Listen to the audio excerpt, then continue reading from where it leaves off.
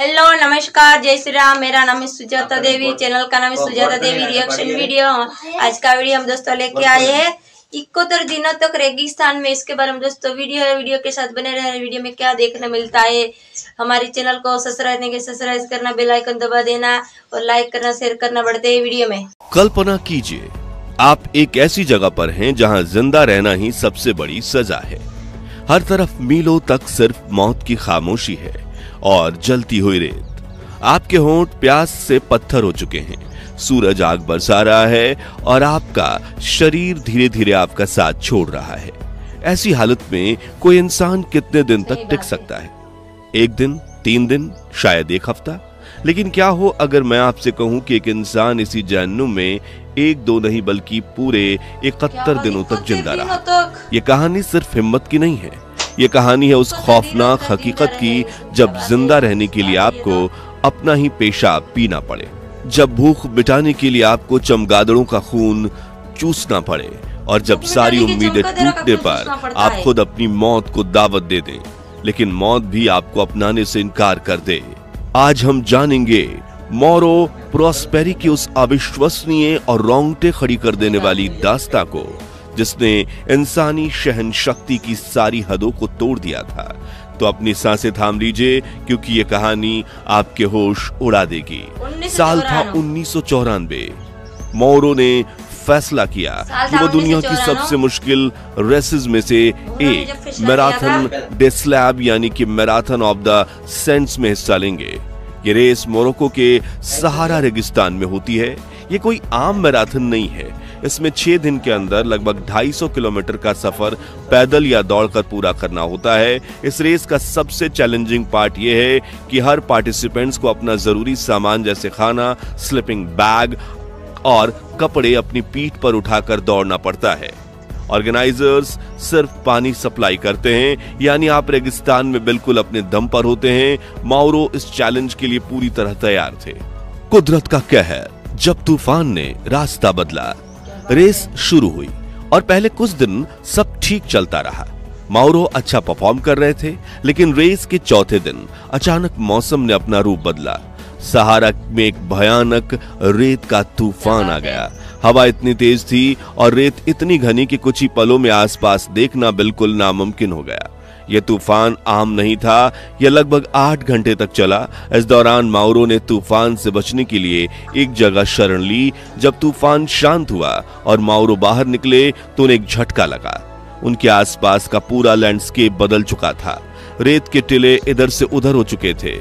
उनके कंपास ने भी सही दिशा दिखाना बंद कर दिया था क्योंकि रेत के तूफानों में मैग्नेटिक फील्ड्स डिस्टर्ब हो जाती हैं। उन्हें लगा कि वो रेस के बाकी लोगों से बस थोड़ा ही भटके हैं। उन्होंने सोचा कि वो रेस के रूट पर चलते रहेंगे तो कोई ना कोई उन्हें ढूंढ ही लेगा, लेकिन उन्हें ये नहीं पता था कि वो रेस रूट से कई किलोमीटर दूर एक गलत दिशा में जा रहे थे, अल्जीरिया की तरफ, जहां सिर्फ और सिर्फ वीरान रेगिस्तान था। पहला दिन बीता, फिर दूसरा। मोरो के पास जो थोड़ा बहुत खाना और पानी था वो खत्म होने लगा।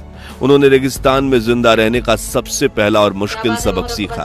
पानी की एक एक बूंद बचाने के लिए और डिहाइड्रेशन से बचने के लिए उन्होंने अपना ही पेशाब पीना शुरू कर दिया। ये सुनने में अजीब लगता है, लेकिन ऐसी सिचुएशन में ये जिंदा रहने का एक जरिया बन जाता है। उन्हें उम्मीद थी कि हेलीकॉप्टर उन्हें ढूंढ लेंगे। उन्हें 2 बार हेलीकॉप्टर दिखे भी, लेकिन रेगिस्तान इतना बड़ा था कि हेलीकॉप्टर में बैठे लोग उन्हें नीचे देख ही नहीं पाए। धीरे धीरे उनकी उम्मीद टूटने लगी। कई दिन भटकने के बाद मोरो को दूर एक छोटी सी इमारत दिखाई दी। वो एक माराबाउट था, यानी मुसलमानों की एक पुरानी वीरान सी इबादतगाह या मजार। उन्हें लगा यहाँ उन्हें जिंदा रहने का एक नया जरिया मिल गया। उस मजार में ढेर सारे चमगादड़ रहते थे। अपनी भूख मिटाने के लिए मोरो ने उन चमगादड़ों को पकड़ना शुरू किया। वो उनका सिर काटकर उनका खून पीते थे ताकि उनके शरीर को थोड़ा फ्लूइड मिल सके, और उनका कच्चा मांस खाते थे। उन्होंने रेगिस्तानी पौधों की जड़ें भी खाई। यह सब उनके लिए एक भयानक अनुभव था, लेकिन उनके अंदर जिंदा रहने की चाह अभी भी बाकी थी। उस वीरान मजार में वो अकेले रहते हुए चमगादड़ को खाते हुए कई दिन बिता चुके थे।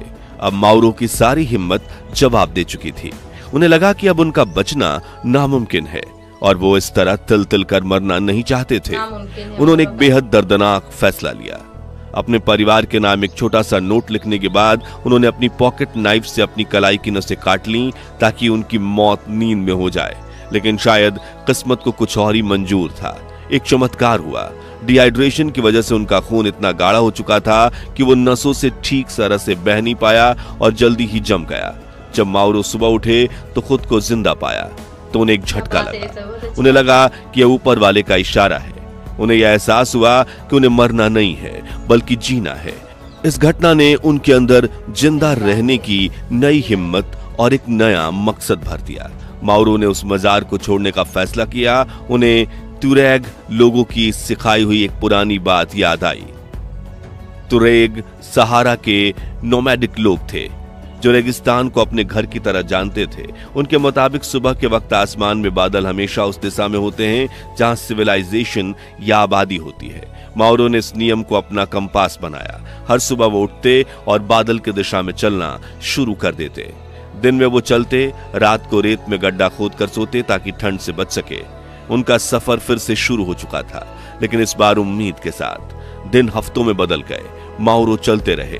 उनका शरीर जवाब दे रहा था, लेकिन उनका दिमाग अभी भी मजबूत था।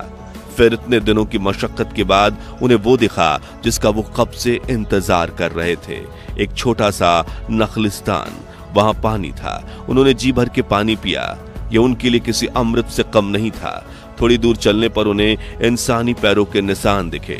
उनका दिल जोर से धड़कने लगा और फिर उन्हें कुछ बकरियां और एक छोटी सी लड़की दिखाई दी। वो एक तुरेग लड़की थी।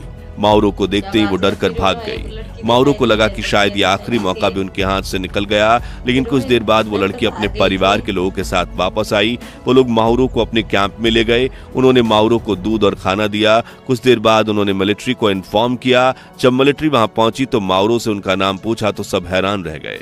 माउरो पोरस्पेरी को कब का मरा हुआ मान लिया गया था। उन्हें बचाकर नजदीकी हॉस्पिटल ले जाया गया। 71 दिन बाद जब माउरो को बचाया गया तो अपने रेस के स्टार्टिंग पॉइंट से लगभग 299 किलोमीटर दूर अल्जीरिया में थे। उन्होंने रेगिस्तान में 71 दिन गुजारे थे, वो भी अकेले। इस दौरान उनका वजन 18 किलो कम हो चुका था। उनके लीवर और किडनी बुरी तरह से डैमेज हो चुके थे। डॉक्टरों ने कहा कि उनका बचना किसी चमत्कार से कम नहीं। उन्हें रिकवर होने में लगभग 2 साल का वक्त लगा। उनकी ये कहानी पूरी दुनिया में फैल गई और लोग उनके इस अनोखे सर्वाइवल से दंग रह गए। तो दोस्तों, ये थी माउरो पोरस्पेरी की अविश्वसनीय कहानी। एक ऐसी कहानी जो हमें सिखाती है कि इंसानी शरीर और दिमाग में कितनी ताकत होती है। जहां साइंस और लॉजिक के हिसाब से बचना नामुमकिन था, वहां माउरो के जज्बे, उनकी हिम्मत और जीने की जिद ने उन्हें जिंदा रखा। सबसे हैरान कर देने वाली बात तो यह है कि इस हादसे के कुछ साल बाद माउरो पोरस्पेरी फिर से उसी मैराथन डी स्लैब्स में हिस्सा लेने गए। उन्होंने अपने डर का सामना किया और रेस पूरा भी किया।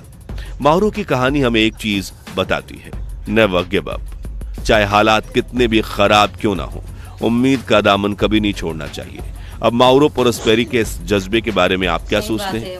अगर आप भी उनकी जगह होते तो क्या करते? हमें नीचे कमेंट्स में जरूर बताइए। अगर आपको ये कहानी पसंद आई हो तो इस वीडियो को लाइक करें, अपने दोस्तों के साथ शेयर करें और ऐसी ही और हैरत अंगेज कहानियों के लिए हमारे चैनल को सब्सक्राइब करना ना भूलें। मिलते हैं अगली वीडियो में। धन्यवाद। दोस्तों, ये वीडियो तभी खत्म हो चुका है। आपने वीडियो में देखा ही होगा। देखिए, एक इंसान तब तक जिंदा रह सकता है क्योंकि 2 दिन 3 दिन तब तक जब खाना नहीं मिलता, मगर ये इंसान तो ऐसा था 31 दिन तक ये इंसान जिंदा रहता है।